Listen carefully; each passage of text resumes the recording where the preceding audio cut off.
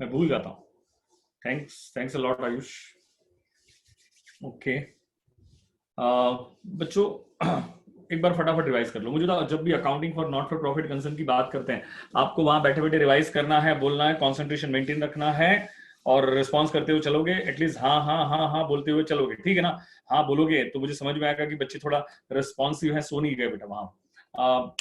बताओ फटाफट। Not for profit concern की बात करते हैं तो not for profit organisation mean such organisation where intention is not to make profit but to provide services to the people at large or their functions for the benefits of their members, उसे हम कहते हैं not for profit organisation. Basically हमें क्या पढ़ना है यहाँ पे? पढ़ना है accounting for not for profit organisation. When we talk about accounting, जब हम अकाउंटिंग की बात करते हैं तो जनरली ट्वेल्थ में हमें आता था कि रिसीट्स एंड पेमेंट अकाउंट दिया है और कुछ एडजस्टमेंट्स देते हैं, उसकी हेल्प से हम क्या बना देते हैं? Income and expenditure account and balance sheet. तो बेटा बेसिकली हमें ये टॉपिक में अकाउंटिंग मतलब हमें एनपीसी के फाइनल अकाउंट के बारे में पढ़ना है। We need to learn about the final account of NPC. मैं डे वन से बताते आ रहा हूँ कि जो हमने फाइनल अकाउंट पढ़ लिया था 11th-12th में, वो प्रॉफिट ऑर्गेनाइजेशन का था। आज हम नॉट फॉर प्रॉफिट ऑर्गेनाइजेशन का क्या पढ़ रहे हैं? फाइनल अकाउंट पढ़ रहे हैं। मुझे तो सबसे पहले हमने ये देखा difference between receipts and payment account and income and expenditure account. Response आना चाहिए फटाफट, ठीक है? Receipts and payment account is exactly like cash book. Receipts and payment account is exactly like cash book. Nature of cash book is real. Therefore, nature of receipts and payment account is also real. Debit what comes in, credit what goes out. अब बेटा एक minute, मुझे एक second, मुझे एक minute जरा।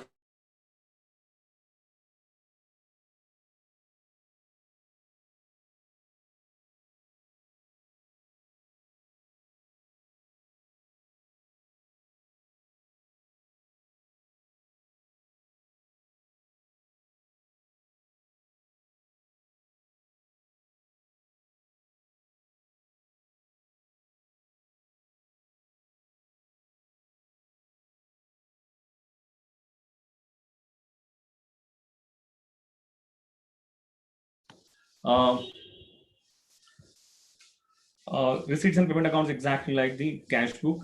Nature of cash book is real, therefore nature of receipts and payment account is also real. Real का rule क्या है? Debit what comes in, credit what goes out. Income and expenditure account is exactly like the trading and profit and loss account. Nature of trading and profit and loss account is nominal, therefore nature of income and expenditure account is also nominal. Nominal का rule क्या आता है? Debit all losses and expenses, credit all incomes and gains. Cash receipts and payment account अगर cash book है तो cash book में सिर्फ cash transactions record होते हैं। तो रिसीट्स एंड पेमेंट अकाउंट में भी क्या रिकॉर्ड होते हैं? सिर्फ कैश ट्रांजैक्शंस ही रिकॉर्ड होते हैं। अरे हाँ बोलते हो चलोगे बेटा, ठीक है ना? रिसीट्स एंड पेमेंट अकाउंट में सिर्फ क्या रिकॉर्ड होते हैं? कैश ट्रांजैक्शंस रिकॉर्ड होते हैं। मैंने पहले ही बताया था कि डिफरेंस के बेस पे हम सारे क्वेश्चन सॉल्व कर सकते हैं। मैंने कल कुछ आपको मैंने आई थिंक कुछ क्वेश्चन भी पूछे थे आपको, उस क्वेश्चन पे डिस्कस करते हैं। मुझे बताओ रिसीट्स एंड पेमेंट अकाउंट में सिर्फ कैश ट्रांजैक्शंस रिकॉर्ड करते हैं। बेटा कैश ट्रांजैक्शन का मतलब सिर्फ कैश नहीं, कैश और cheque, cash cheque online transfer, ये जितने भी ट्रांजैक्शंस, ये सारे ट्रांजैक्शंस कौन से ट्रांजैक्शंस हैं? कैश ट्रांजैक्शंस है। ऐसा कभी मत मानना कि चेक के थ्रू जो ट्रांजैक्शन हुआ वो बैंक वाले ट्रांजैक्शन है। नहीं नहीं, आप कोई भी ट्रांजैक्शन करो, चाहे कैश के थ्रू करो चाहे चेक के थ्रू करो, ये सारे ट्रांजैक्शन कौन से ट्रांजैक्शन है? कैश ट्रांजैक्शन है। Receipts and payment account includes all receipts, all payments, whether it belongs to current year, previous year, or subsequent year. Receipts and payment account includes all receipts, all payments, whether it belongs to current year, previous year, or subsequent year. Income and expenditure account recognize only such income and such expense which are of current accounting period only. Received or not, paid or not, that is totally immaterial. Income and expenditure account बात करता है income और expenditure की। किसी बात करता है income और एक्सपेंडिचर की। तो जब हम इनकम और एक्सपेंस की जब बात करते हैं तो इनकम का मतलब क्या होता है? पैसा आना, रिसीट को हम इनकम कहते हैं। एक्सपेंस का मतलब क्या होता है? पैसा जाना। बट एवरी अकाउंट्स में every receipt is not an income, but revenue receipts are always income.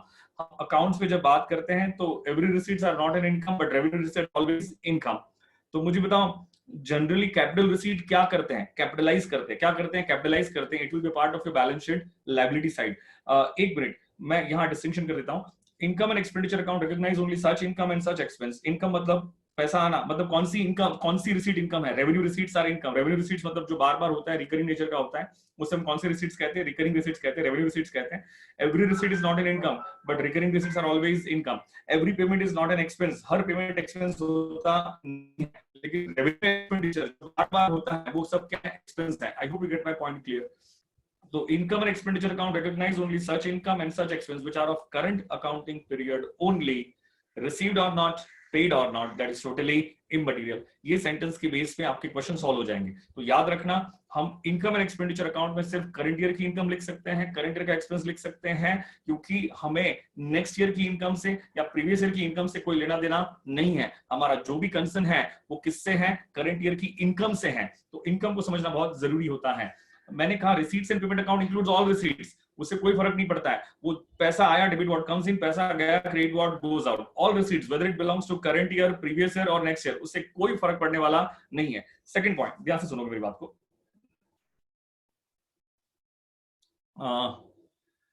Receipts and payment account includes all receipts, whether it is of revenue receipts, capital receipts, whether it is of revenue expenditure, capital expenditure. उससे कोई फर्क नहीं पड़ता. वो कोई bifurcation नहीं करता है. रेवेन्यू रिसीट्स हो, कैपिटल रिसीट्स हो, रेवेन्यू एक्सपेंडिचर हो, कैपिटल एक्सपेंडिचर हो, पैसा आया, डेबिट व्हाट कम्स इन, पैसा गया, क्रेडिट व्हाट गोज आउट. मतलब रिसीट्स एंड पेमेंट अकाउंट में रिसीट साइड पे आपको सारी रिसीट्स दिखेगी, चाहे वो रेवेन्यू हो, चाहे वो कैपिटल हो. सारा एक्सपेंडिचर दिखेगा, चाहे वो रेवेन्यू एक्सपेंडिचर हो, चाहे वो कैपिटल एक्सपेंडिचर हो. लेकिन income and expenditure account recognise only revenue receipts and revenue expenditure. Revenue receipts को हम क्या कहते हैं? रेवेन्यू इनकम कहते हैं. रेवेन्यू एक्सपेंडिचर को हम क्या कहते हैं? एक्सपेंस कहते हैं. तो सर कैपिटल एक्सपेंडिचर का क्या होगा? बेटा कैपिटल एक्सपेंडिचर मतलब जो नॉन रिकरिंग नेचर वाले होते हैं, purchase of machinery, purchase of building, purchase of furniture, ये सब जो एक्सपेंडिचर हैं वो सब कौन से नेचर वाले हैं? नॉन रिकरिंग वाले हैं जनरली. हाँ नहीं, all capital expenditure should be capitalise. वो क्या होना चाहिए? कैपिटलाइज हो जाना चाहिए. और कैपिटलाइज होगा तो it will be a part of your balance sheet asset side. Generally all capital receipt should be क्या होनी चाहिए? कैपिटलाइज होनी चाहिए. और एक इसका पार्ट बनती है आपके बैलेंस शीट लायबिलिटी साइड. जो एग्जांपल लेके बताओ, loan taken from bank, capital invested bye owner. मुझे बताओ बैंक से लोन आएंगे तो रिसीट तो होगी, रिसीट तो होगी, लेकिन ये रिसीट इनकम नहीं है. ये रिसीट तो क्या है? लायबिलिटी है, वापस पे करने का ऑब्लिगेशन है. और ऑब्लिगेशन को अकाउंट्स किसके नाम से बुलाता है? लायबिलिटी के नाम से बुलाता है. और इसे कैपिटल रिसीट्स कहते हैं. क्योंकि अगर मैं बैंक से 10 करोड़ की लोन लेके आया, 10 CR की लोन लेके आया, तो ये लोन कोई मैं बार बार वापस लेने वाला नहीं हूं. आई hope you get my point clear. तो ट्राई टू अंडरस्टैंड. तो ये जो कैपिटल रिसीट्स की जो लोन, कैपिटल रिसीट्स जो होता है वो जनरली बैलेंस शीट में कहां पर आता है? लायबिलिटी साइड में आता है. उसके बाद मैंने ये बताया था, receipts and payment account recognize only cash transactions, whereas income and expenditure account recognize cash as well as non-cash transactions. Non-cash transaction के examples में क्या क्या आता है? Depreciation है, bad debts है, outstanding इसके एग्जाम के नॉन कैश ट्रांजैक्शंस हैं. ये है ना, एक्चुअली आज जो बच्चों ने न्यूली ज्वाइन किया हुआ है, उन बच्चों से मैं रिक्वेस्ट करूंगा कि जस्ट इन केस समझ में नहीं आ रहा है, डोंट गेट पैनिक. मैंने कल 2 लेक्चर्स जो लिए थे, 2 दिन से जो लेक्चर्स ले रहा हूँ वो मैंने रिकॉर्ड करके रखे हैं. मैं जैसे ही लेक्चर कंप्लीट हो जाता हूँ उसकी लिंक आपको शेयर कर दूंगा, तो आप उस लेक्चर को देख के आगे की कनेक्टिविटी को मेंटेन कर सकते हो. लेकिन प्रेफरेबली ये टॉपिक 12th में हो चुका होता है, तो ज्यादा दिक्कत नहीं आनी चाहिए बेटा आपको, आप समझ तो जाओगे. लेकिन हाँ, फंडामेंटल्स अगर क्लियर नहीं होते, थोड़ी दिक्कत आती है, तो आई रिक्वेस्ट यू कि जैसे ये लेक्चर कंप्लीट हो जाए, मैं 2 लेक्चर आपको शेयर करूंगा, वो 2 लेक्चर को आप देख लें बेटा उसको. नेक्स्ट जब मैं बात करूं तो receipts and payment account follows cash system, whereas income and expenditure account follows system follow करता है income and expenditure account. My question, your answer. Income and expenditure account कौन से system follow करता है? Income and expenditure account कौन से system follow करता है? नहीं, नॉन कैश नहीं बोलते हैं प्रेरणा, नॉन कैश नहीं बोलते हैं, अक्रूअल सिस्टम. करेक्ट है. कौन सा सिस्टम? Accrual system. अरे नॉन कैश सिस्टम प्रेरणा नहीं बोलते, प्रेरणा गलत है. Accrual system. कौन सा सिस्टम फॉलो करता है? ये अक्रूअल सिस्टम का एक और नाम क्या है? Mercantile system. करेक्ट है, ये राइट, करेक्ट है, करेक्ट है, परफेक्ट है. ओम करेक्ट है, वैभवी करेक्ट है, करेक्ट है. मुझे बताओ अक्रूअल का मीनिंग क्या होता है? अक्रूअल का मीनिंग क्या होता है? Fast fast fast fast. Accrual का मीनिंग क्या होता है? अक्रूअल का मीनिंग क्या होता है? मैंने सिखाया था यार. अक्रूअल का मीनिंग क्या होता है? Response. Yes, correct. Vaibhavi Wadkar. Right to receive an obligation to pay. Right to receive an obligation to pay. Correct है, परफेक्ट है. Right to receive an obligation to pay. बाकी सारे बच्चे हवा खा रहे हैं क्या? नलायको, आंसर करोगे. Right to receive an obligation to pay समझ में आ रहा है कि नहीं आ रहा है? Right to receive an obligation, perfect. Anushka, Tanushka, perfect. अब मुझे बताओ, receipts and payment account follows cash system, whereas income and expenditure account follows accrual system. Accrual system is also known as mercantile system. बेटा इनकम एंड एक्सपेंडिचर अकाउंट में और आपने जो 12th में trading and profit and loss account बनाया उसमें कोई भी डिफरेंस नहीं है, कोई भी डिफरेंस नहीं है. क्योंकि जब हम एक्सपेंस लिखेंगे, मान के चलो रेंट लिखा है, तो क्या उसमें आउटस्टैंडिंग रेंट ऐड करते हैं? और आउटस्टैंडिंग रेंट ऐड करने का लॉजिक क्या है? क्योंकि आउटस्टैंडिंग रेंट क्या है? आउटस्टैंडिंग रेंट क्या है? ऑब्लिगेशन टू पे है. ऑब्लिगेशन टू क्या है? पे है. जब भी हम इनकम साइड पे सेल्स लिखते हैं तो बाय सेल्स में कैश सेल्स भी आता है, क्रेडिट सेल्स भी आता है। तो क्रेडिट कैश सेल्स का तो पैसा मिल चुका है, लेकिन क्रेडिट सेल्स का पैसा क्या है? राइट टू रिसीव है। क्या है? राइट टू रिसीव है। Similarly, receipts and payment account may have opening balance and may have closing balance. बेटा receipts and payment account cash book है ना, तो कैश बुक का ओपनिंग बैलेंस होता है, तो कैश बुक का क्लोजिंग बैलेंस भी होता है। But income and expenditure account may have surplus और may have deficit. But income and expenditure account में क्या आती है? या तो सरप्लस आता है या तो डेफिसिट आती है। Surplus is also known as excess of income over expenditure, whereas deficit is also known as excess of expenditure over income. ये यहाँ पे डिफरेंस कंप्लीट हुआ। Difference is very important. अच्छा, एक और डिफरेंस रहेगा, receipts and payment account includes accounts of all nature. मतलब receipts and payment account में कौन से नेचर के अकाउंट्स आते हैं? रियल, नॉमिनल या personal? Receipts and payment account में कौन से नेचर के अकाउंट्स आते हैं? रियल, नॉमिनल या पर्सनल? सबने कहा all all all all. Correct है, करेक्ट है। आकाश करेक्ट है, वैभवी करेक्ट है, हितश्री करेक्ट है, ओम करेक्ट है, आयुष करेक्ट है, मुस्कान करेक्ट है। Okay, receipts and payment account में रियल, नॉमिनल, पर्सनल तीनों नेचर के अकाउंट्स आते हैं। लेकिन इनकम एंड एक्सपेंडिचर अकाउंट में कौन से नेचर के अकाउंट्स आते हैं? Only nominal, only nominal. Correct, only nominal. तो बताओ बैलेंस शीट में कौन से नेचर के अकाउंट्स जाते हैं? बैलेंस शीट में कौन से नेचर के अकाउंट्स जाते हैं?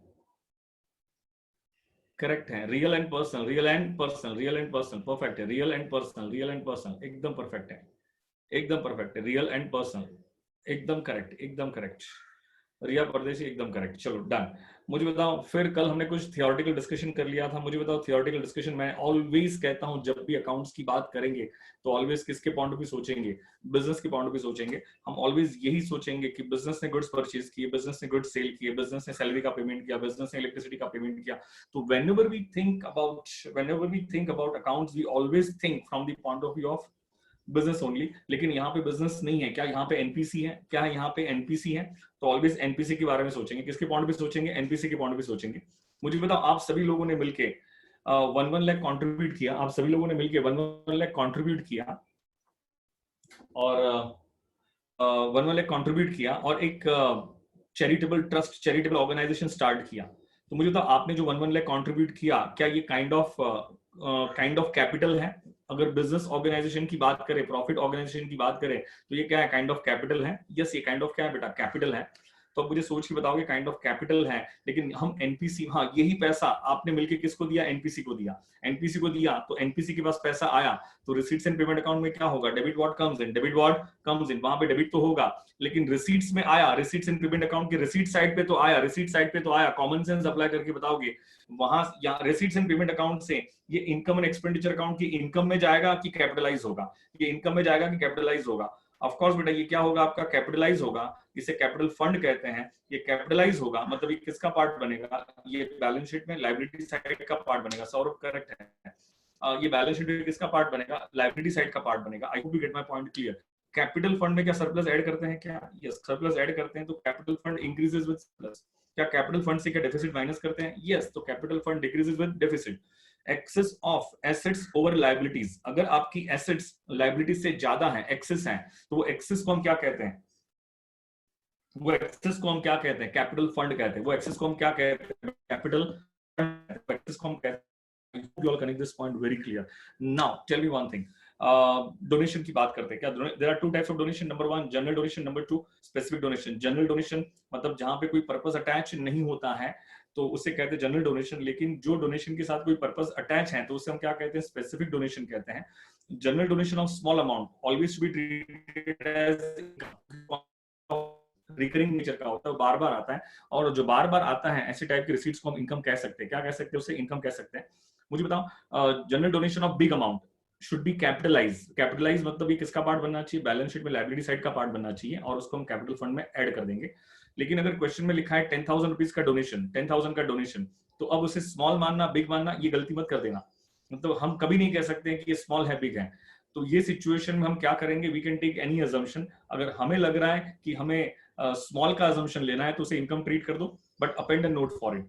हम ये लिखेंगे कि we assume that in the absence of specific information, we assume that this donation is of recurring in nature, hence we treat as income. अगर आपको कैपिटलाइज करना है तो आपकी मर्जी, अगर क्वेश्चन में कोई भी इंफॉर्मेशन नहीं है तो आप इनकम भी ट्रीट कर सकते हो, आप उसे कैपिटलाइज भी कर सकते हो। It is your choice, it is your choice. Capitalize करोगे तो ध्यान में रखना, general donation always capital fund में ऐड कर देना। कहां पे ऐड कर दोगे आप उसे? कैपिटल फंड में ऐड करोगे। Third point, specific donation whether it is of small amount और big amount always to be capitalized. इसका मतलब ये किसका पार्ट बनता है? बैलेंस शीट में लायबिलिटी साइड का पार्ट बनता है। लेकिन याद रखना, स्पेसिफिक डोनेशन को कभी भी कैपिटल फंड में ऐड करना नहीं है। Specific donation should be shown by way of specific heading in balance sheet liability side. उसको स्पेसिफिक हेडिंग से बैलेंस शीट में लायबिलिटी साइड पे शो करते हुए चलना।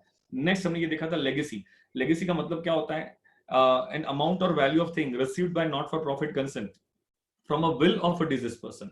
अगर कोई डिजीज पर्सन की वसीयत के अकॉर्डिंग, जिसकी डेथ हो जाती है उसकी विल के अकॉर्डिंग, वसीयत के अकॉर्डिंग अगर हमें कोई अमाउंट या चीज मिलती है तो उससे हम डोनेशन नहीं कहते। क्या कहते हैं? उसे लेगेसी कहते हैं। तो लेगेसी आया तो पैसा आया तो डेबिट व्हाट कम्स इन, आया तो debit what comes in. But legacy whether it is of small amount or big amount always to be capitalized. General legacy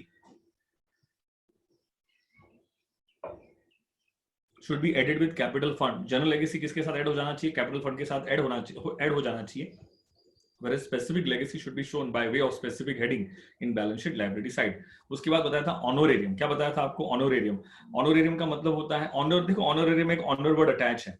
honorarium मतलब you know sometimes some person provided services to not for profit concern voluntarily. Generally his services command fees, but out of gratitude a small token of payment has been made by not for profit concern and that payment is known as honorarium. Honorarium का मतलब पैसा आना कि पैसा जाना? पैसा जाना। तो credit what goes out, तो पेमेंट साइड पे आएगा, receipts and payment account में पेमेंट साइड पे आएगा। But honorarium is always to be debited to income and expenditure account by applying the principle of materiality. कल मैंने आपको क्या प्रिंसिपल ऑफ मटीरियलिटी समझाया था क्या आपको यहाँ पे? तो मैंने इसी प्रिंसिपल को ध्यान में रखते हुए आपको बताया था कि by applying the principle of materiality. उसके बाद मैंने आगे आपको डिस्कशन किया था एडमिशन फीस, एंट्रेंस फीस। बेटा एडमिशन फीस, एंट्रेंस फीस को लेके जनरली क्वेश्चन में इंफॉर्मेशन अवेलेबल होगी। अगर क्वेश्चन में इंफॉर्मेशन अवेलेबल नहीं है तो आप उसे इनकम भी ट्रीट कर सकते हो या तो आप उसे कैपिटलाइज भी कर सकते हो, but append a note for it. Capitalise करोगे तो बैलेंस शीट में लायबिलिटी साइड पे कैपिटल फंड में ऐड कर देना, ठीक है। उसके बाद था सेल ऑफ ओल्ड न्यूज़पेपर। अगर ओल्ड न्यूज़पेपर को बेचोगे तो पैसा आएगा तो debit what comes in, receipts and payment account में डेबिट होगा। बट क्वेश्चन ये रेज होता है क्या ये इनकम है? Of course. क्या ये सेल ऑफ ओल्ड न्यूज़पेपर क्या रिकरिंग नेचर की एक्टिविटी है? तो उससे जो भी पैसा आएगा वो रिकरिंग नेचर से आएगा, बार बार आएगा। तो बेटा इसे इनकम ट्रीट करेंगे। तो उससे हम कहां पे लिखेंगे? इनकम एंड एक्सपेंडिचर अकाउंट में इनकम साइड पे लिखेंगे। Sale of old sports material of a sports club. अगर कोई भी स्पोर्ट्स क्लब में ओल्ड स्पोर्ट्स मटेरियल बेचना, क्या ये भी एक रिकरिंग नेचर की एक्टिविटीज होती है? ऑफ कोर्स यार। कोई भी बैडमिंटन क्लब में शटल कॉक क्या हर दिन ओल्ड होते हुए, हाँ मतलब जितने भी शटल कॉक आते हैं क्या उसको अक्यूमुलेट करके बेच देंगे क्या मार्केट में? बेचेंगे तो कुछ ना कुछ तो पैसा आएगा, कुछ ना कुछ तो पैसा आएगा। तो मुझे बताओ, ओल्ड स्पोर्ट्स मटेरियल बेचना एक रिकरिंग नेचर की एक्टिविटीज है, तो उसको बेच के जो भी पैसा आता है वो भी क्या है? रेवेन्यू रिसीट्स हैं। तो उससे भी हम क्या ट्रीट करेंगे? इनकम ट्रीट करेंगे। इसलिए इनकम एंड एक्सपेंडिचर अकाउंट में क्या कर देंगे? उससे भी क्रेडिट कर देंगे। उसके बाद था सेल ऑफ ओल्ड एसेट्स। कल बहुत इंपॉर्टेंट डिस्कशन किया था मैंने सेल ऑफ ओल्ड एसेट्स पे, ध्यान रखना ये क्वेश्चन आएगा। मैंने यहाँ तक जितना भी डिस्कशन किया है इससे आपके 90% क्वेश्चंस इसी लॉजिक से क्लियर सॉल्व हो जाएगा। आपको रट्टा मारने की जरूरत नहीं है, सब कॉन्सेप्चुअली क्लियर होंगे आपको।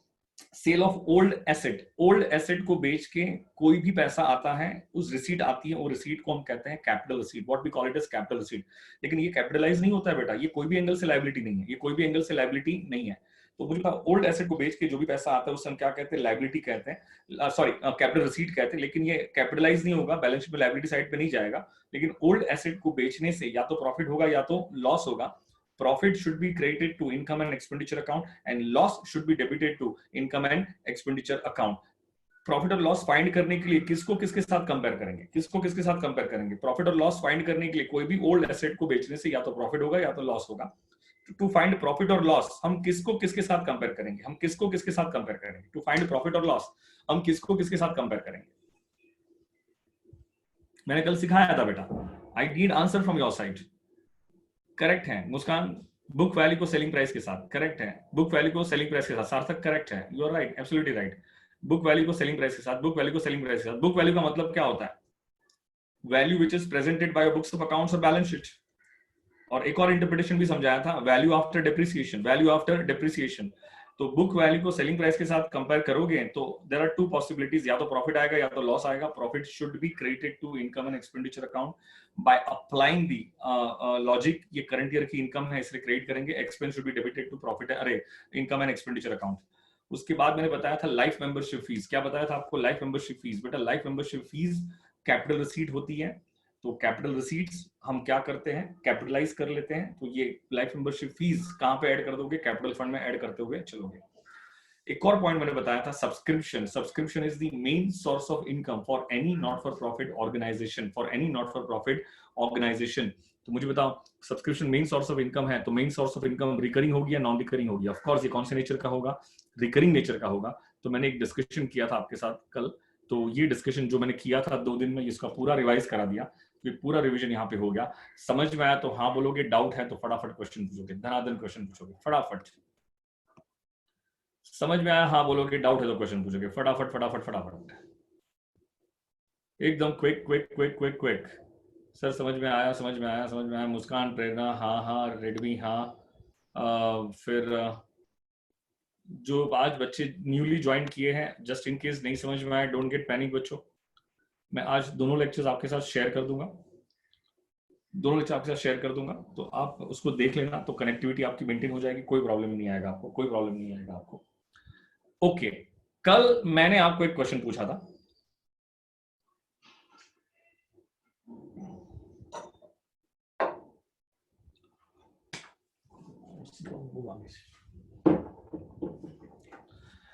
Expense outstanding, expense due, expense payable, expense due, expense payable, expense accrued, expense in arrears, expense accrued, expense in arrears is one and the same thing, is one and the same thing। कल मैंने बताया था आपको, ये समझाया भी था, बहुत इंपॉर्टेंट डिस्कशन है। अब ये डिस्कशन वापस में फाइनल अकाउंट भी नहीं करने वाला हूं, तो ध्यान से सुनना बहुत जरूरी है। तो इट्स एन इंपॉर्टेंट डिस्कशन। हाँ, तो अब मुझे बताओगे expense due, expense outstanding, expense payable, expense accrued, expense in arrears, इसे हम क्या कहते हैं? Due but not paid. फटाफट आंसर करोगे, एसेट्स या लायबिलिटी? एसेट्स या लायबिलिटी? फास्ट, मुझे आंसर चाहिए फास्ट। रिया टॉपर लायबिलिटी कह रही है, प्रेरणा कह रही है लायबिलिटी, दर्शना कह रही है लायबिलिटी, हितस्वी कह रही है लायबिलिटी, रिया कह रही है लायबिलिटी, ओम कह रहा है लायबिलिटी। ओके करेक्ट है। मुस्कान कह रही है लायबिलिटी, परफेक्ट, लायबिलिटी है, डन। रेडमी कह रही है लायबिलिटी, अनुष्का तनुष्का लायबिलिटी। तो बताओ, income outstanding due accrued in arrears, income outstanding due accrued in arrears, it's one and the same. Outstanding word, due word, accrued word, in arrear word, हम ये correct, you are right, you are right. मुझे question पूछने तो दो। ये जो words हैं हम इनकम के साथ भी यूज कर सकते हैं, तो हम एक्सपेंस के साथ भी यूज कर सकते हैं, और इसका मतलब होता है रिसीवेबल। क्या मतलब होता है? रिसीवेबल। एंड अकाउंट, याद रखना, अकाउंट्स में एवरी पेएबल इज लायबिलिटी, तो every receivable is an asset. Accounts में एवरी पेएबल इज लायबिलिटी, तो every receivable is an asset. Debtors हमारे कस्टमर्स होते हैं। डेटर्स बैलेंस शीट में कहां पे लिखते हो? एसेट साइड पे लिखते हो, क्योंकि डेटर्स से पैसा क्या है? रिसीवेबल है। क्रेडिटर्स बैलेंस शीट में कहां पे लिखते हैं? लायबिलिटी साइड पे लिखते हैं, क्योंकि उसको पैसा क्या है? पेएबल है। तो अकाउंट्स में एवरी पेएबल इज लायबिलिटी, तो every receivable is an asset. Income outstanding, income outstanding current year में 5 लाख रुपीस फीस आनी चाहिए थी अकेडमी के पास, लेकिन 4 लाख रिसीव हुआ और 1 लाख रिसीव नहीं हुआ। तो मुझे बताओ, करंट ईयर में 5 लाख रिसीव होना चाहिए था, तो ये करंट ईयर की इनकम तो है, लेकिन 1 लाख रिसीव नहीं हुआ। वो क्या बन गया? आउटस्टैंडिंग बन गया, ड्यू बन गया, अक्रूड बन गया, इन अरियर्स बन गया। उससे ही हम रिसीवेबल कहते हैं, और उसे हम क्या कहते हैं? Due but not receive. और ड्यू बट नॉट रिसीव मतलब ये क्या बन जाता है? एसेट बन जाता है। ये बैलेंस शीट में कहां पर आता है? एसेट साइड पे आता है। आई hope you do get my point very clear. बताओ फटाफट, expense paid in advance, prepaid expense या अनएक्सपायर्ड एक्सपेंस। कल मैंने डिस्कशन किया था अनएक्सपायर्ड एक्सपेंस, मैंने कल डिस्कशन किया था। फटाफट बताओगे क्या होता है? एसेट्स या लायबिलिटी? एसेट्स या लायबिलिटी? एसेट्स या लायबिलिटी? सभी का कहना है एसेट्स, सौरभ का कहना है एसेट्स, हितस्वी एसेट। चलो सबका आंसर टकाटक आ रहा है। मैंने कल जस्टिफाई भी किया था, उसे एसेट क्यों कहते हैं, उसे एसेट क्यों कहते हैं, मैंने कल जस्टिफाई भी कर दिया था आपको। मैंने कहा, मैंने करंट ईयर में क्लासरूम का रेंट मुझे पे करना था 4 लाख रुपीज। कितना पे करना था? 4 lakh rupees, but I paid 8 lakh rupees. तो आपको नहीं लगता है मैंने नेक्स्ट ईयर का भी 4 लाख करंट ईयर में पे कर दिया? मतलब मैंने नेक्स्ट ईयर का 4 लाख करंट ईयर में पे कर दिया, लेकिन अभी भी क्लासरूम का बेनिफिट क्या है, रिसीवेबल है। क्लासरूम का बेनिफिट क्या है, अभी भी क्लासरूम का बेनिफिट लिया नहीं है, बेनिफिट क्या है, रिसीवेबल है। एंड अकाउंट्स में every receivable is an asset, इसीलिए expense paid in advance, prepaid expense, unexpired expense को हम क्या कहते हैं, एसेट कहते हैं। क्या कहते हैं उसे, एसेट कहते हैं। Similarly income received in advance, pre received income, मुझे बताओ एसेट्स या लायबिलिटी, एसेट्स या लायबिलिटी। ओके, एसेट्स या लायबिलिटी, लायबिलिटी प्रेरणा के लिए liability, Darshana liability, Muskan liability, Ayush liability, Redmi liability, Prasanna liability, Anushka Tanushka liability, ठीक है, हितस्वी लायबिलिटी, परफेक्ट है। तो प्री रिसीव्ड इनकम क्या हो जाती है, लायबिलिटी बन जाती है। मैंने कल जस्टिफाई भी किया था आपको बेटा यहाँ पे ये। तो अच्छा, कल मैंने एक आपके दिमाग में एक क्वेश्चन डाला था, देखते हैं कितने लोग एक क्वेश्चन का आंसर कर पाते हैं। कल हमने यहाँ पे, मुझे लग रहा है कि यहीं से वाइंड अप किया था। ध्यान से मेरी बात को सुनना। करंट ईयर में मुझे सैलरी का पेमेंट करना था 5 लाख रुपीस। ये करंट ईयर है, ये कौन सा ईयर है, करंट ईयर है। आई नीड टू पे 5 लाख रुपीस की salary, but I paid only 4 lakhs। मैंने कितना पे किया, 4 lakhs। तो आपको नहीं लगता है 1 लाख रुपीस आउटस्टैंडिंग है, उसका मतलब होगा ड्यू बट नॉट पेड। पे तो करना चाहिए था लेकिन पे किया नहीं, तो उसे पेएबल कहते हैं, उसे आउटस्टैंडिंग कहते हैं, इसे ड्यू कहते हैं, उसे अक्रूड कहते हैं। तो बताओ रिसीट्स एंड पेमेंट अकाउंट में जब हम लिखेंगे तो कितना लिखेंगे, 5 lakhs लिखेंगे, 1 लाख लिखेंगे कि 4 lakhs लिखेंगे। हम 5 lakhs लिखेंगे, 1 लाख लिखेंगे कि 4 lakhs लिखेंगे। हम कितना लिखेंगे, 4 lakhs। कितना लिखेंगे, 4 lakhs, क्योंकि receipts and payment account recognise only cash transactions. मैं बार बार कहता हूं, इनकम एंड एक्सपेंडिचर अकाउंट में, इनकम एंड एक्सपेंडिचर अकाउंट में और trading and profit and loss account में कोई भी डिफरेंस नहीं है, कोई भी डिफरेंस नहीं है, याद करो। क्या आप सैलरी में, क्या आउटस्टैंडिंग सैलरी ऐड करते थे, हाँ बोलोगे बेटा, हाँ बोलना है, ठीक है ना। क्या सैलरी में आउटस्टैंडिंग सैलरी ऐड करते थे, सौरव, कैश बेसिस, हाँ करेक्ट है। Receipts and payment account we prepare on cash basis, Saurav you are absolutely correct, absolutely correct. इसीलिए हम सिर्फ 4 lakhs को ही रिकॉग्नाइज करेंगे। लेकिन मुझे बताओ, सैलरी में आउटस्टैंडिंग सैलरी ऐड करते थे, और आउटस्टैंडिंग सैलरी ऐड करने का मतलब क्या है, income and expenditure account and trading and profit and loss account recognise only such expense which are of current accounting period only. Paid or not, that is totally immaterial. Paid or not, that is totally immaterial. तो my question to you, 5 lakhs में से कितना पे किया था, 4 lakhs, कितना पे नहीं किया था, 1 lakh। लेकिन फिर भी हम करंट ईयर के इनकम एंड एक्सपेंडिचर अकाउंट में और करंट ईयर के trading and profit and loss account में हम 4 lakhs लिखेंगे कि 5 lakhs लिखेंगे। ऑफ कोर्स कितना लिखेंगे, 5 lakhs लिखेंगे। पेड और not, that is totally immaterial. ये करंट ईयर का एक्सपेंस होना चाहिए, करंट ईयर का क्या होना चाहिए, एक्सपेंस होना चाहिए। तो क्या 4 + 1 5 lakhs लिखेंगे क्या, तो सैलरी में क्या ऐड कर दिया, आउटस्टैंडिंग सैलरी ऐड कर दी। तो आउटर कॉलम में कितना आ गया, 5 lakhs आ गया। कितना आ गया आउटर कॉलम में, 5 lakhs आ गया। My question your answer, my question your answer. हमने सैलरी में आउटस्टैंडिंग सैलरी ऐड किया। सैलरी में आउटस्टैंडिंग सैलरी ऐड करना भी एक ट्रांजैक्शन है, और अकाउंट्स तो हर ट्रांजैक्शन की एंट्री पास करता है। तो सैलरी में आउटस्टैंडिंग सैलरी ऐड किया, तो उसकी जर्नल एंट्री क्या आनी चाहिए, मैम उसकी जर्नल एंट्री क्या आनी चाहिए। ओम ने कहा सैलरी टू आउटस्टैंडिंग सैलरी, गजब ओम। फिर प्रेरणा ने कहा income and expenditure account debit, अरे नहीं नहीं, debit all losses and expenses, credit the personal account to whom payable. Okay, बाकी बच्चों का कहना क्या है। ओम ठीक है, देखते आगे क्या है, बाकी बच्चे क्या कह रहे हैं। Anushka, account to expense account. Okay. For the others, बाकी बच्चे क्या कह रहे हैं, सैलरी टू आउटस्टैंडिंग। आंसर करोगे, भले गलत तो गलत यार, क्या दिक्कत है।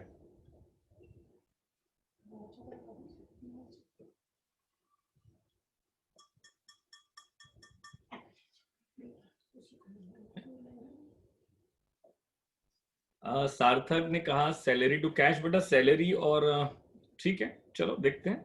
सैलरी टू आउटस्टैंडिंग सैलरी, साक्षी ने कहा लॉजिक क्या, साक्षी लॉजिक क्या है, सैलरी टू आउटस्टैंडिंग सैलरी, तो व्हाट इज द लॉजिक, उसका लॉजिक क्या।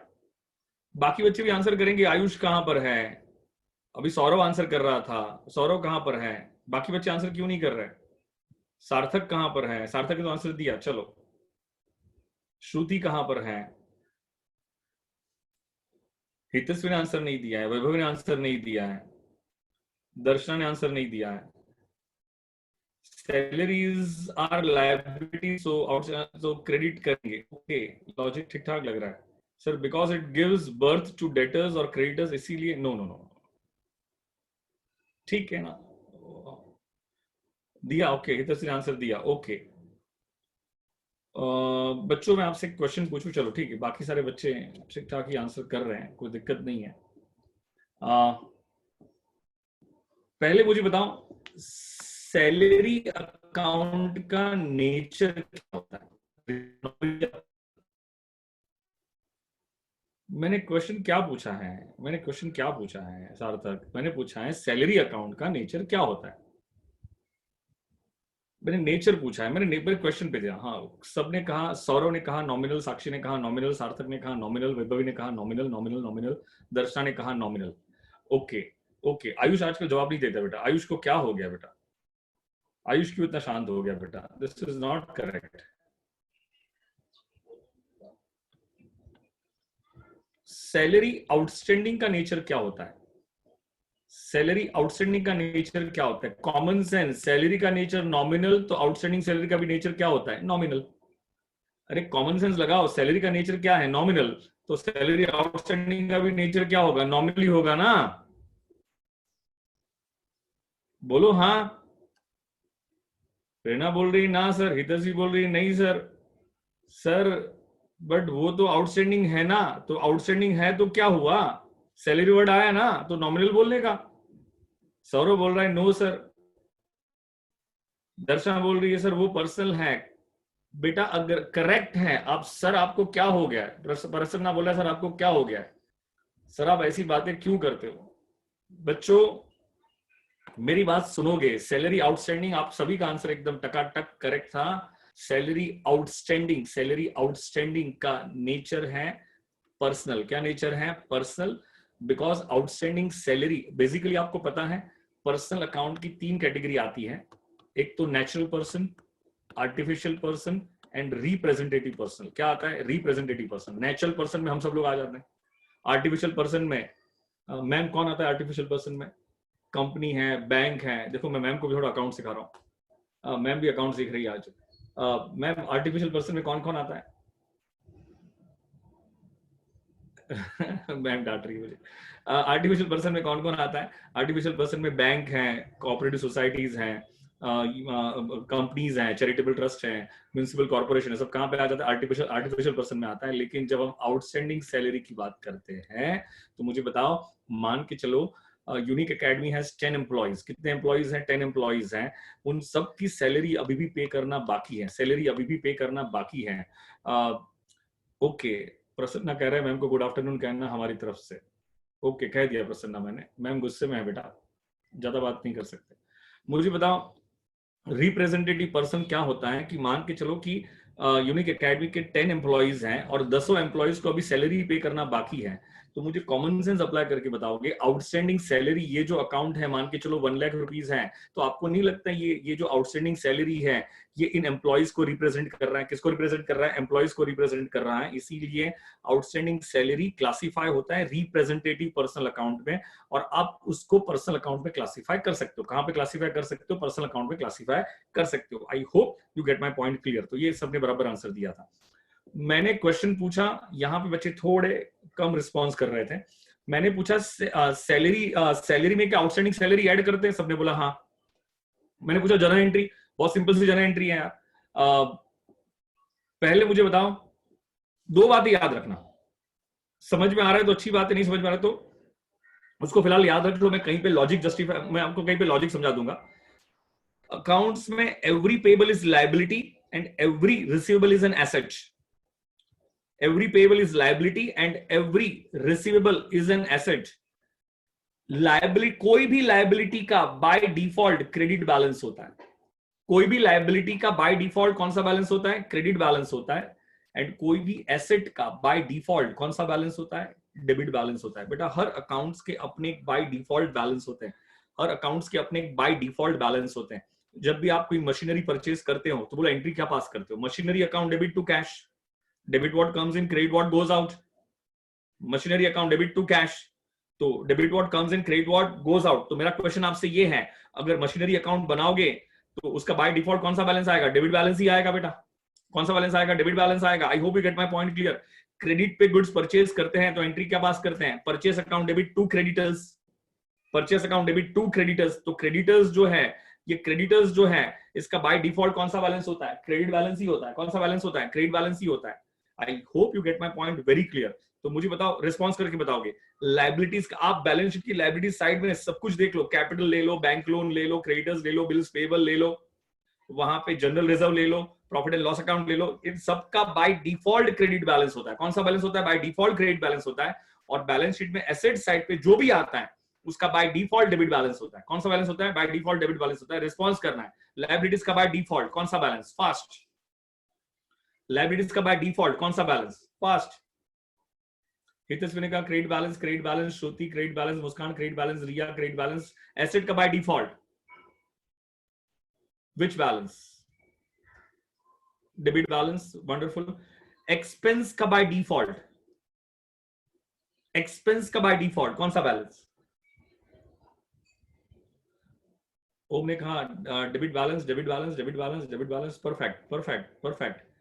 इनकम का बाय डिफॉल्ट कौन सा बैलेंस?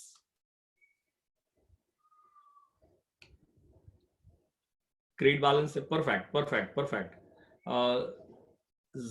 ये प्रोनाउंस कैसे करते हैं? जैन मलिक, जैन मलिक। ओके, अब मैं प्रोनाउंस करेक्ट कर रहा हूं क्या? जैन मलिक करेक्ट है। Credit balance. ओके,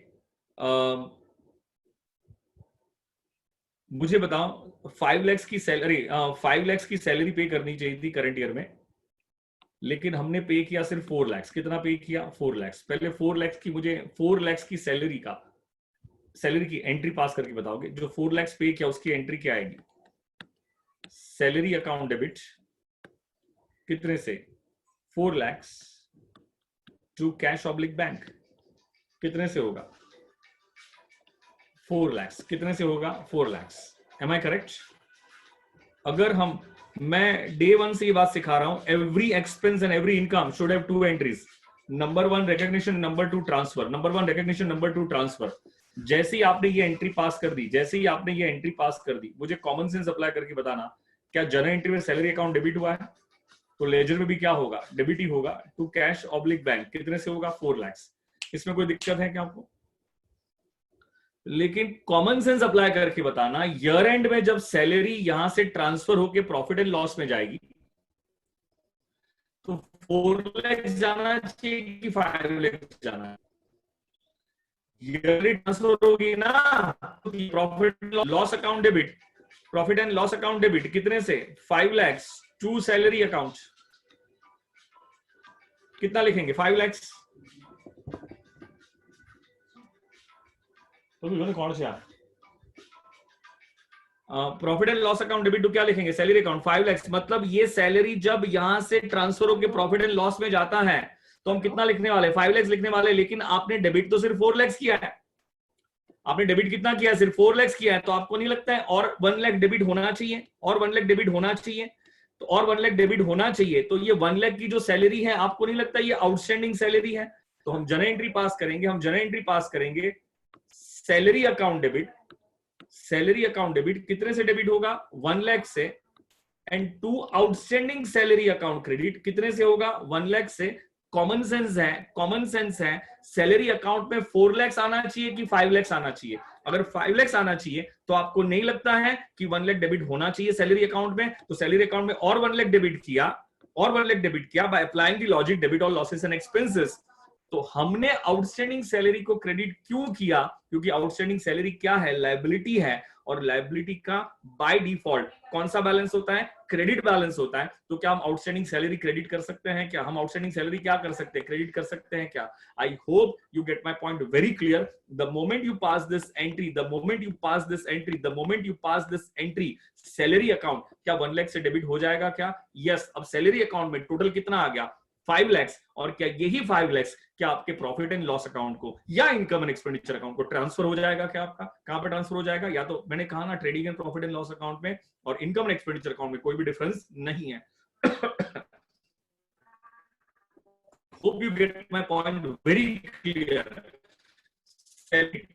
तो मुझे बताओ, आउटस्टैंडिंग सैलरी की, आउटस्टैंडिंग एक्सपेंस की एंट्री क्या आएगी? आउटस्टैंडिंग एक्सपेंस की एंट्री क्या आएगी? Respective expense account debit to outstanding expense account credit, respective expense account debit to outstanding expense account credit. समझ में आया तो हाँ बोलोगे, नहीं समझ में आया तो ना बोलोगे, क्वेश्चन पूछोगे फास्ट। प्रेरणा कह रही है समझा, मुस्कान कह रही है समझा, साक्षी कह रही है समझा, ओम समझा, श्रुति yes, Riya Pardesi understood, Vivek yes, Redmi yes, Hetasvi yes, okay, Darshana yes, Vaibhavi yes, Sarthak yes, Ayush ने कहा यस। बेटा सिंपल सा लॉजिक है, एक ही चीज समझना, एसेट का बाय डिफॉल्ट कौन सा बैलेंस? Debit balance. और लायबिलिटीज का बाय डिफॉल्ट कौन सा balance? Credit balance. Try to understand. मैं यही समझाने की कोशिश कर रहा हूं, सैलरी अगर पे किया तो सिर्फ 4 लाख से डेबिट होगा, लेकिन सैलरी ट्रांसफर कितना करना है प्रॉफिट एंड लॉस में और इनकम एंड एक्सपेंडिचर अकाउंट में? 5 लाख ट्रांसफर करना है। तो डोंट यू थिंक दैट कि 1 लाख और डेबिट होना चाहिए? तो 1 लाख सैलरी अकाउंट को तो डेबिट होगा ही होगा। तो मुझे बताओ, क्या आउटस्टैंडिंग सैलरी अकाउंट क्या क्रेडिट होगा कि नहीं होगा? और आउटस्टैंडिंग सैलरी क्रेडिट करने का लॉजिक इतना ही है, क्योंकि आउटस्टैंडिंग सैलरी क्या है? लायबिलिटी है, और लायबिलिटी का बाय डिफॉल्ट कौन सा बैलेंस होता है? क्रेडिट बैलेंस ही होता है। आई hope you get this point very clear. कल मैंने एक और क्वेश्चन पूछा था, पहले मुझे बता, मेरे क्वेश्चन का आंसर करना। Outstanding income, outstanding income assets या लायबिलिटी? आउटस्टैंडिंग इनकम एसेट्स या लायबिलिटी? आउटस्टैंडिंग इनकम एसेट्स या लायबिलिटी? श्रुति ने कहा एसेट्स, प्रेरणा ने कहा एसेट्स, रिया ने कहा एसेट्स, बाकी बच्चे क्या आंसर क्यों नहीं दे रहे? सौरव ने कहा एसेट्स, हितस्वी ने कहा एसेट्स। चलो एसेट, परफेक्ट परफेक्ट परफेक्ट, एकदम परफेक्ट, सबका आंसर टका टका रहा है, सबका आंसर टका टका रहा है। मैंने कल एक एग्जांपल क्रिएट किया था, करंट ईयर में फीस रिसीव होनी चाहिए थी, अब मुझे आपका रिस्पांस चाहिए, आपका रिस्पांस चाहिए, ठीक है?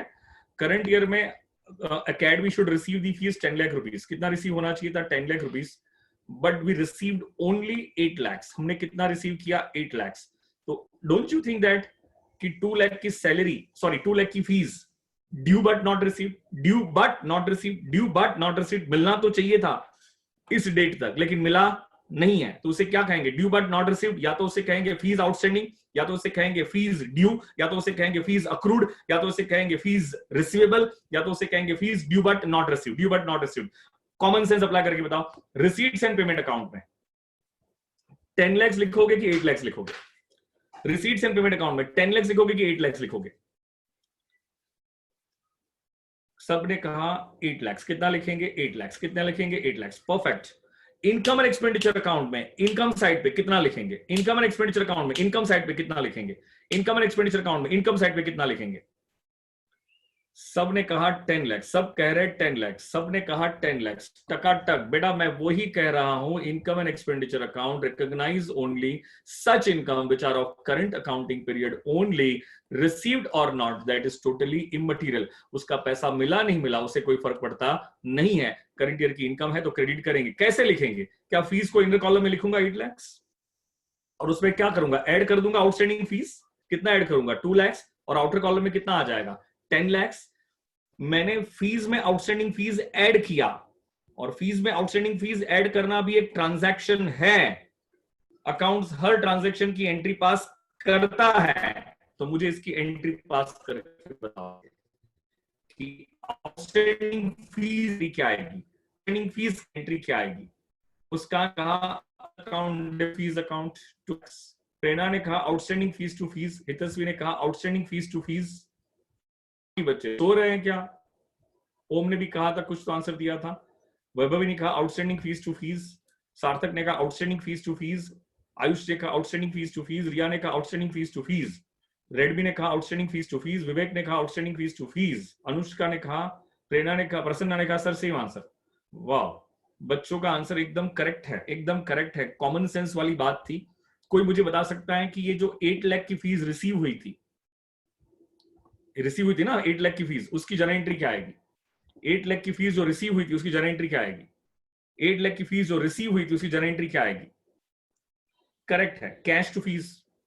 परफेक्ट है, cash to fees. Debit what comes in, debit what comes in, cash account debit to fees account, debit what comes in and credit all incomes and gains. क्या फीस इनकम है?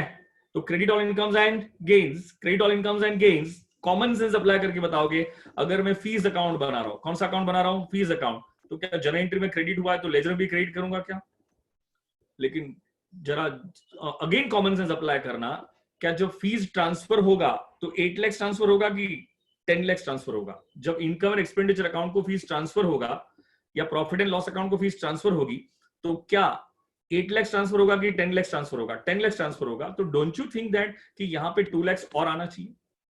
Don't you think that कि 2 लाख और credit होना चाहिए? हाँ, credit होना चाहिए fees account को। तो मुझे बताओ डेबिट किसको करोगे? डेबिट किसको करोगे? ऑफ कोर्स डेबिट करेंगे आउटस्टैंडिंग फीस को। किसको डेबिट करेंगे? सबका आंसर एकदम टकाटक करेक्ट था, सभी लोगों ने बराबर कनेक्ट किया था। आउटस्टैंडिंग फीस अकाउंट डेबिट कितने से होगा? 2 लाख रुपीस। 2 क्या होगा? फीस अकाउंट क्रेडिट कितने से होगा? 2 लाख रुपीस। आउटस्टैंडिंग फीस को डेबिट करने का लॉजिक क्या है? डेबिट करने का लॉजिक ये है कि आउटस्टैंडिंग फीस क्या है? एसेट है। एसेट का बाय डिफॉल्ट कौन सा बैलेंस होता है? डेबिट बैलेंस होता है। तो क्या outstanding fees account debit to fees account credit कर सकते हैं? हाँ, ऑफ कोर्स कर सकते हैं। I hope you get my point very clear. कोई दिक्कत वाली बात है तो मुझे पूछो। तो बताओ, अगर देखो मैं पूछ रहा हूं फीस इनकम है, तो कोई भी आउटस्टैंडिंग इनकम की जर्नल एंट्री क्या आएगी? एनी आउटस्टैंडिंग इनकम की जर्नल एंट्री क्या आएगी? कोई भी आउटस्टैंडिंग इनकम की जर्नल एंट्री क्या आएगी? Outstanding income account debit to outstanding income account debit to respective income account credit. Logic, outstanding income क्या है? एसेट है। एसेट का बाय डिफॉल्ट कौन सा बैलेंस है? डेबिट बैलेंस है, इसलिए क्या कर दिया? डेबिट कर दिया। और रिस्पेक्टिव इनकम को क्या कर दिया? क्रेडिट कर दिया। आई hope you connect my point very clear. कोई दिक्कत वाली बात है कि बच्चों? तो आउटस्टैंडिंग एक्सपेंस की एंट्री क्या आएगी? आउटस्टैंडिंग एक्सपेंस की एंट्री क्या आएगी? सोचना है, सोचना है। आउटस्टैंडिंग एक्सपेंस की एंट्री क्या आएगी? सोचो। आउटस्टैंडिंग एक्सपेंस क्या होता है? लायबिलिटी होता है। लायबिलिटी का बाय डिफॉल्ट कौन सा बैलेंस है? क्रेडिट बैलेंस है। तो आउटस्टैंडिंग एक्सपेंस क्या होना चाहिए? क्रेडिट होना चाहिए। तो डेबिट किसको करेंगे? रिस्पेक्टिव एक्सपेंस को डेबिट कर दोगे। रिस्पेक्टिव एक्सपेंस को डेबिट कर दोगे। तो जर्नल एंट्री क्या होगी? Respective expense account debit to outstanding expense account credit. I hope you connect this point very clear. कोई दिक्कत वाली बात नहीं। अब आपको आंसर करना है, आपको आंसर करना है, आपको आंसर करना है। करंट ईयर में मुझे रेंट का पेमेंट करना था 5 लाख, लेकिन मैंने पेमेंट किया 8 लाख। कितना पेमेंट किया? 8 लाख। मैंने पेमेंट किया 8 लाख। तो क्या आपको नहीं लगता है मैंने 3 लाख रुपीस का जो पेमेंट किया, एक्स्ट्रा पेमेंट किया, क्या आपको नहीं लगता ये 3 लाख रुपीस का एक्स्ट्रा पेमेंट नेक्स्ट ईयर का है? मैंने जो 3 लाख रुपीस का एक्स्ट्रा पेमेंट किया, डोंट यू थिंक दैट ये 3 लाख रुपीस का पेमेंट नेक्स्ट ईयर का है?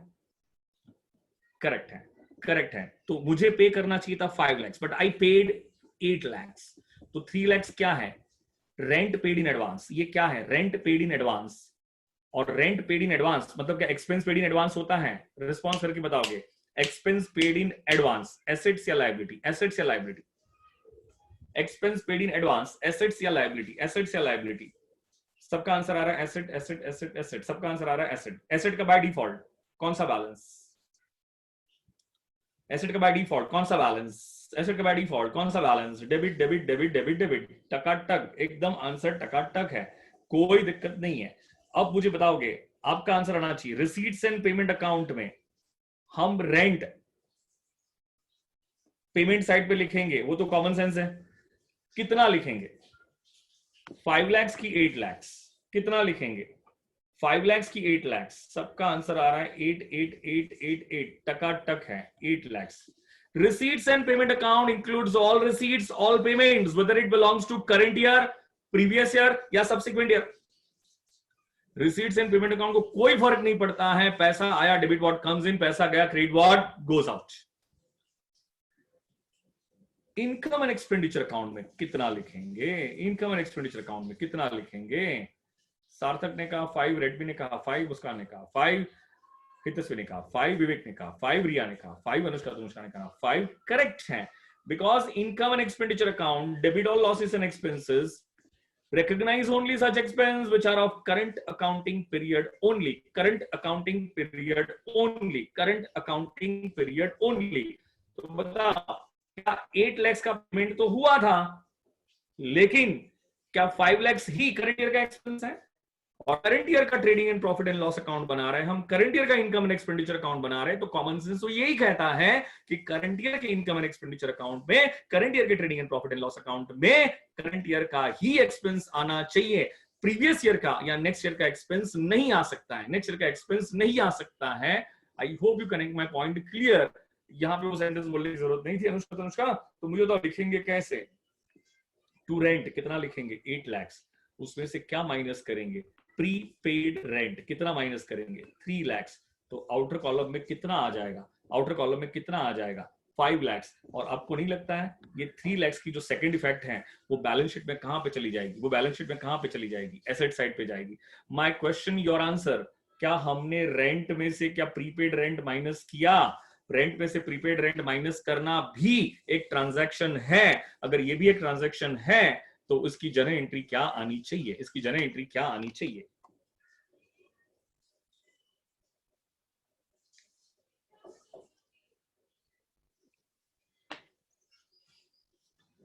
अगर ये भी एक ट्रांजैक्शन है तो उसकी जर्नल एंट्री क्या आनी चाहिए, उसकी जर्नल एंट्री क्या आनी चाहिए? रिया ने कुछ कहा, ओम ने कुछ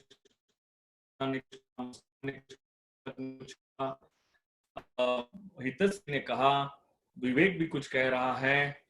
ओके, बाकी बच्चे आंसर क्यों नहीं दे रहे हैं, बाकी बच्चे आंसर क्यों नहीं दे रहे हैं? कैश तो कहां से आएगा? ओ रेडमी नहीं आएगा बेटा, कैश नहीं आएगा बेटा, कैश नहीं आएगा, कैश नहीं आएगा, कैश नहीं आएगा। रिया ने कहा, टॉपर ने कहा prepaid rent to rent, Darshana ने कहा prepaid rent to rent. Correct है, करेक्ट है, absolutely correct, absolutely correct, absolutely correct. चलो पहले मेरे क्वेश्चन का आंसर करना। करंट ईयर में रेंट कितना पे किया था? 8 लाख रुपीस। इसकी जर्नल एंट्री बताओगे, इसकी जर्नल एंट्री बताओगे। रेंट अकाउंट डेबिट कितने से होगा? अरे ये प्रीपेड रेंट गलत है Sakshi. Rent account debit to cash कितने से होगा? 8 लाख। कितने से होगा? 8 लाख। क्या ये जर्नल एंट्री से क्या हम रेंट अकाउंट बना सकते हैं क्या? जर्नल एंट्री में डेबिट तो लेजर में भी डेबिट, लेजर भी क्या करेंगे? डेबिट करेंगे to cash oblique bank 8 lakh rupees. My question your answer, जब हम प्रॉफिट एंड लॉस अकाउंट में या इनकम एंड एक्सपेंडिचर अकाउंट में रेंट ट्रांसफर करेंगे तो रेंट कितना ट्रांसफर करेंगे? 8 लाख या 5 लाख? कितना ट्रांसफर करेंगे? 5 लाख। तो रेंट यहां से ट्रांसफर होना चाहिए प्रॉफिट एंड लॉस अकाउंट को या इनकम एंड एक्सपेंडिचर अकाउंट को, लेकिन कितना ट्रांसफर होना चाहिए? कितना ट्रांसफर होना चाहिए? 5 लाख ही ट्रांसफर होना चाहिए, लेकिन आपके रेंट अकाउंट में तो डेबिट कितना हुआ है? 8 लाख डेबिट हुआ है। आपको नहीं लगता है, आपको नहीं लगता है 3 लाख रुपीस रिवर्स करने पड़ेंगे? 3 लाख क्या करना पड़ेगा? रिवर्स करना पड़ेगा। 3 लाख क्या करना पड़ेगा? रिवर्स करना पड़ेगा। तो 8 माइनस 3 कितना हो जाएगा? 5 लाख। अब ये 5 लाख रुपीस क्या इनकम एंड एक्सपेंडिचर अकाउंट या तो प्रॉफिट एंड लॉस अकाउंट को क्या ट्रांसफर हो जाएगा क्या? तो 3 लाख रुपीस रेंट क्रेडिट हुआ तो डेबिट क्या करोगे? डेबिट करेंगे prepaid rent account debit. कितने से डेबिट होगा? 3 lakh to rent account credit कितने से होगा? 3 लाख। लॉजिक क्या है? प्रीपेड रेंट क्या है? एसेट है, और एसेट का बाय डिफॉल्ट कौन सा बैलेंस होता है? डेबिट बैलेंस होता है। तो क्या प्रीपेड रेंट अकाउंट डेबिट होना चाहिए कि नहीं होना चाहिए? ऑफ कोर्स होना चाहिए। डेबिट होना चाहिए कि नहीं होना चाहिए? ऑफ कोर्स होना चाहिए। और हमने कौन सा अकाउंट क्रिएट कर दिया? रेंट अकाउंट क्रिएट कर दिया। अगर आपसे कोई पूछे कि प्रीपेड एक्सपेंस की जर्नल एंट्री क्या आएगी तो सोचना है, प्रीपेड एक्सपेंस की जर्नल एंट्री क्या आएगी तो सोचना है, प्रीपेड एक्सपेंस एसेट्स या लायबिलिटी? एसेट्स। एसेट्स का बाय डिफॉल्ट कौन सा बैलेंस? Debit balance. तो क्या प्रीपेड एक्सपेंस अकाउंट डेबिट होगा? होगा। और कौन सा अकाउंट क्रेडिट करोगे? रिस्पेक्टिव एक्सपेंस अकाउंट क्या कर दोगे? क्रेडिट कर दोगे।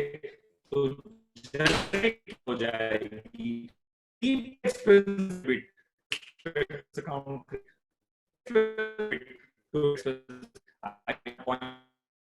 ना बोलोगे, नहीं समझ में आया तो ना बोलोगे।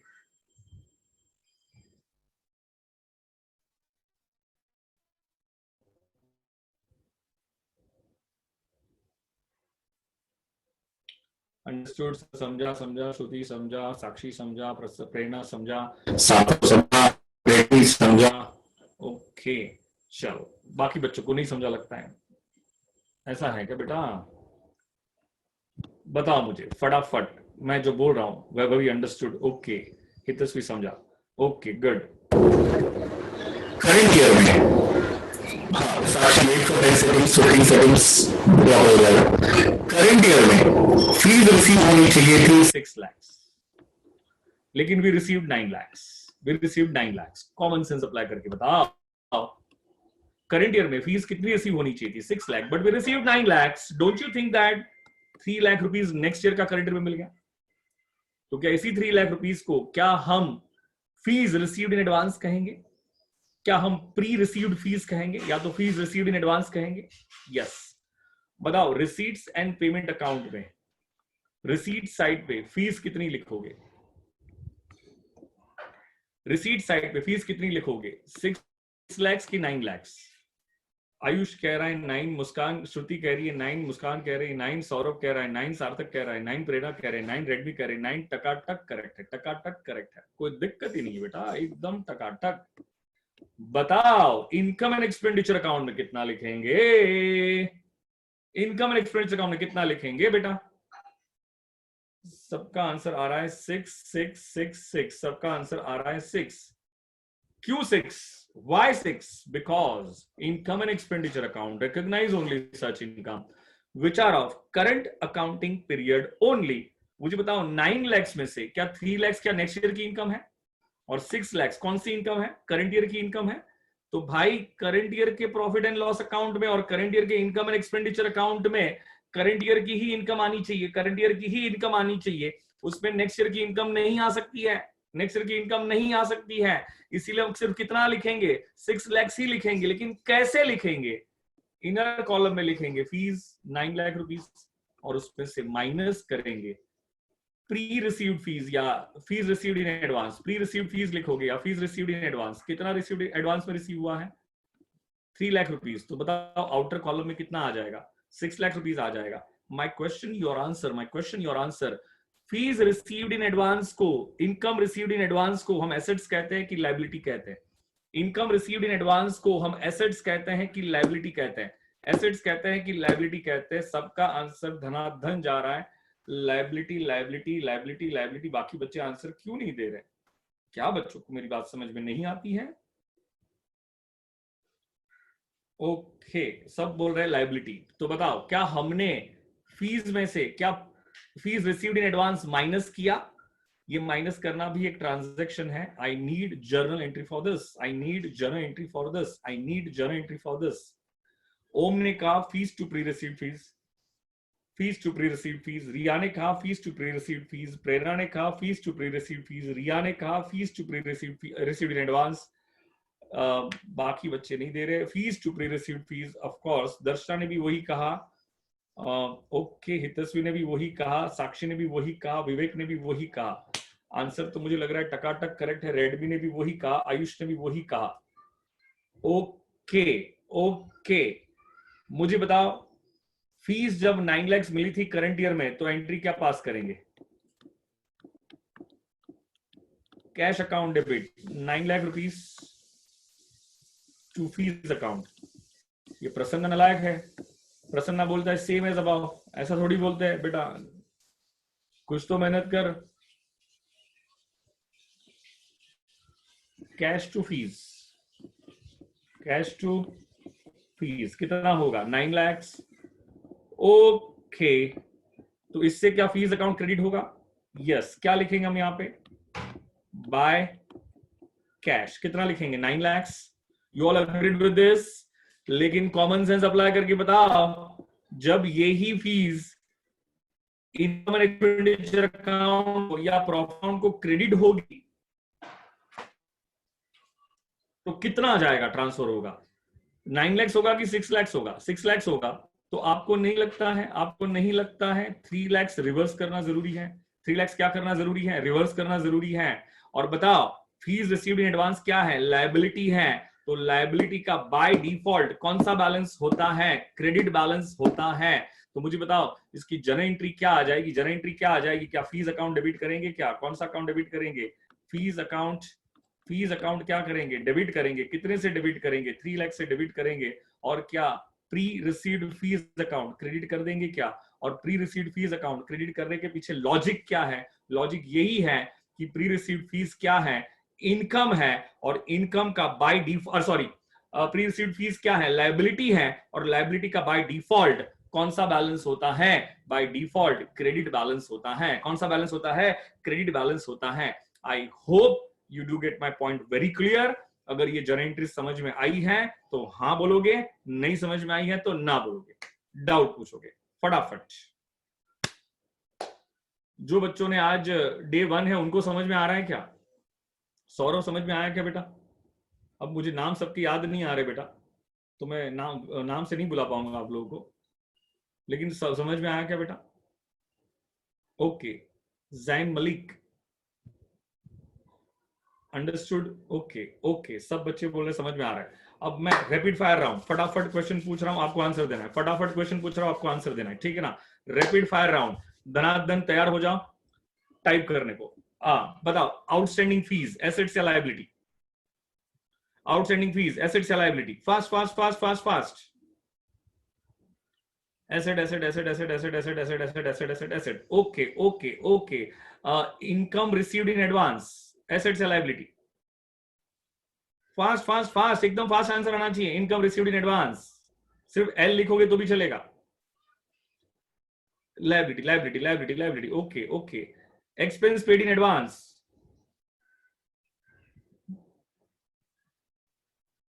Okay. Income due, income income due. कौन बोला लायबिलिटी? अनुष्का अनुष्का गलत। Income due, income due. Okay. Income outstanding, income outstanding. देखो रेड ने गलत बोला, नहीं Darshan, income outstanding, income outstanding due is one and the same, कोई फर्क नहीं होता है। हाँ नलायको। ओके।